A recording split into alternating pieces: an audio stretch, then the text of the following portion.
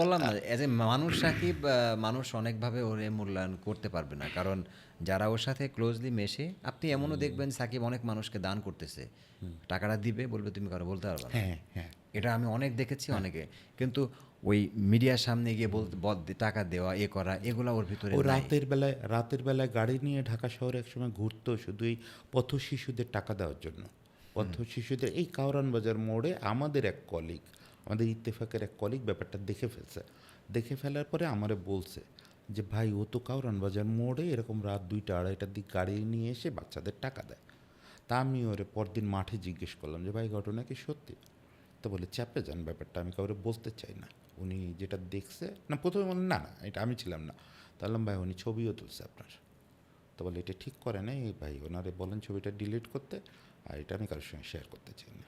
এটা আমার খুবই পার্সোনাল ব্যাপার, আমি মাঝে মাঝে রাতে বের হই, আপনার এইটুকু বললাম, কিন্তু এটা প্লিজ কখনো মিডিয়াতে আনবেন না। আজকে আসলে কথা প্রসঙ্গে বোধহয় ফার্স্ট টাইম এটা না, এটা বলে ফেললাম। বেসিক্যালি আমিও বললাম যে এটা একটা মানে ইমোশনের জন্য, যে এটা ধরেন মানে আমরা ওকে বুঝি না, এজন্য আমরা সাকিবকে নিয়ে অনেক কথা বলি।